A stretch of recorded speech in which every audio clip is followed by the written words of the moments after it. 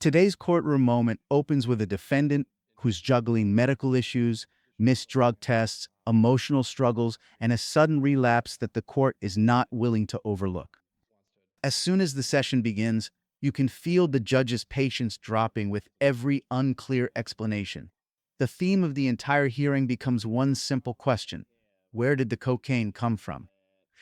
Terrence Smith arrives with support from counselors, claims of getting clean, and multiple negative tests, but the court is staring directly at the one recent positive result that could change everything.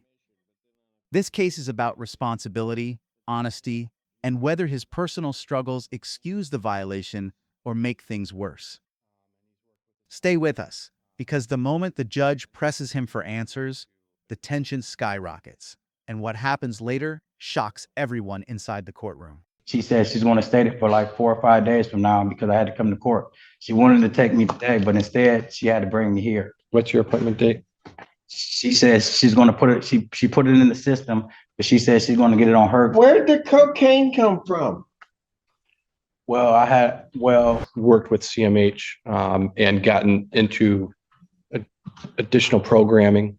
He was dropped off here today by my counselor. and he wants to continue to have negative tests, but obviously there's the positive test that just happened. Well,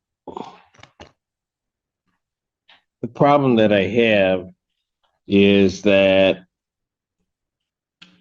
the last testing that he has, he's been unable, then he missed a sample on October 6th. I'll accept his admission, but then on October 6th, he's negative, but then he just comes back positive for cocaine.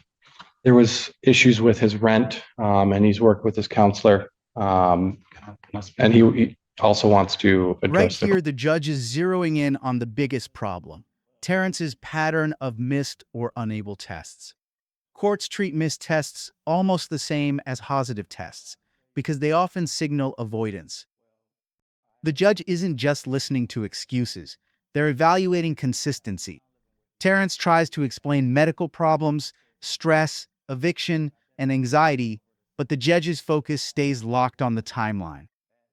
4 missed tests, 1 positive test, and a lot of unclear explanations. Viewers, what do you think? Should the court give him credit for the negative tests, or should the missed ones count heavier? Let me know in the comments. Is Terrence being honest or dodging accountability? to address the court. Go ahead. Well, I think he's. Go ahead.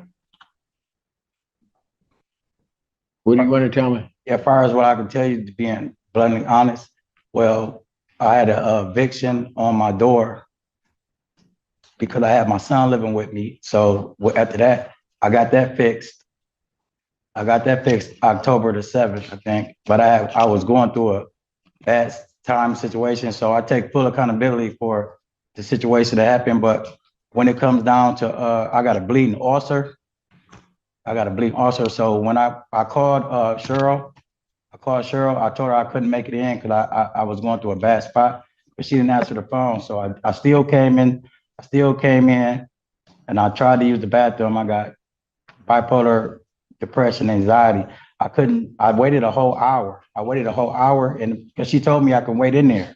So I waited an hour in there sitting, and I still couldn't use the bathroom because of my respiratory system. So it's been going bad, but it's getting better because ever since that I've been coming to drop, I was using alcohol, but ever since I've been coming to drop, I haven't used no alcohol. So my body is getting better. So when I went in on October the 15th, I dropped, and like I said, I take full responsibility for the situation that happened, but I have been clean, but I went through a rough patch, a little episode. So, I mean, I'm just being honest. I take full accountability. I made a mistake. I went down there, I told my counselor. So my counselor, they didn't want me to ride the bus. So they brought me here. You have an upcoming appointment? She made an appointment for CMH to get, I got an appointment for CMH to go in there and talk to them. She said she's going to stay there for like 4 or 5 days from now because I had to come to court. She wanted to take me today, but instead she had to bring me here. What's your appointment date? She says she's going to put it, she put it in the system, But she said she's going to get it on her. Where did the cocaine come from? Well, to be honest. Okay, let's start there. Yeah, being honest, like I said, I've been doing, Your Honor, I'm being honest. I want to be honest. I've been doing fine. I picked up a little weight, like Miss Marilyn, my landlord, she said, you've been doing fine. But I just got into a bad spot in my life. And I'm just being honest. I just want to be honest. I don't want to lie to nobody. And then I made a mistake. I just made a mistake. But after that, I've been going down there talking to my counselor every day.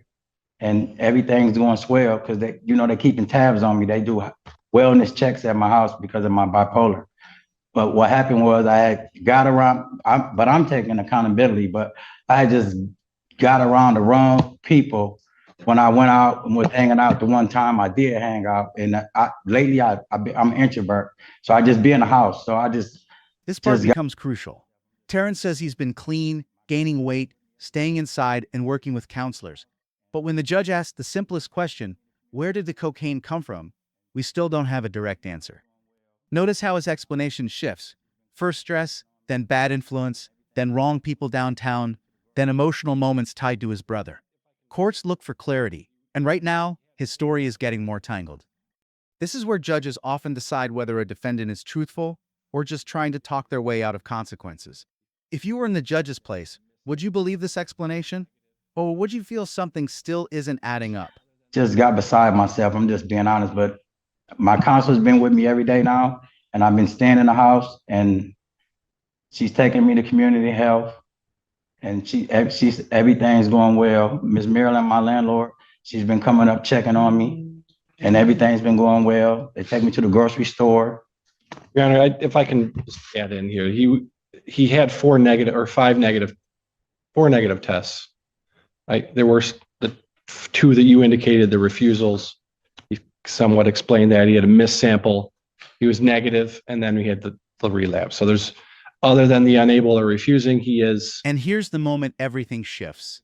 After hearing multiple versions of how the cocaine incident happened, the judge decides enough is enough, the bond is revoked, and the case is pushed to the next court date. This tells us the court needs a clear, consistent explanation before moving forward, and Terrence hasn't delivered that today. Legally, this outcome makes sense. Evasions, missed tests, and unclear testimony weaken the defendant's credibility. But the door isn't fully closed. If Terrence comes back with clean tests and a straight explanation, he may still regain the judge's trust.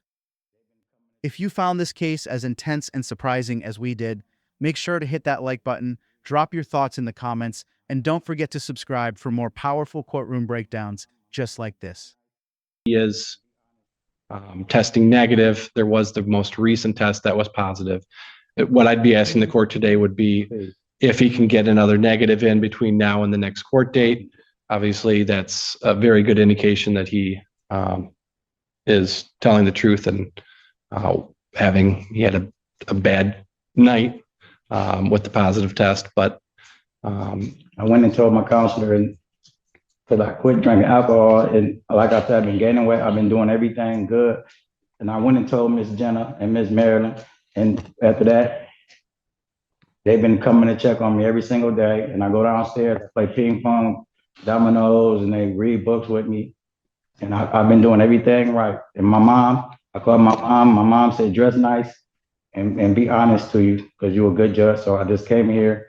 And I'm just being honest. I don't want to lie. I know, but I still don't know where the cocaine came from. Are you hanging out around with people? I really don't never leave out the house.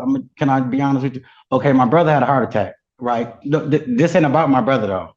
My brother had a heart attack. So what happened was I ended up catching the bus on my way to go see him downtown in Arbor, on my way to go see him. Didn't make it to go see my brother when he came out of coma. Because I get downtown, like my mom don't let me ride the bus. I get downtown, see some guys I know. Before you know it, this the situation to end up.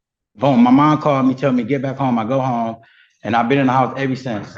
Besides just going to report, because I really don't never come out the house because after what happened to my brother when they killed my brother. So I really just don't like to be out the house. I got caught in a bad spot around the wrong people, and that won't happen again. I promise. I give you my word on that. All right, I'm done. I I'm gonna revoke his bond. I'll adjourn it out to next week.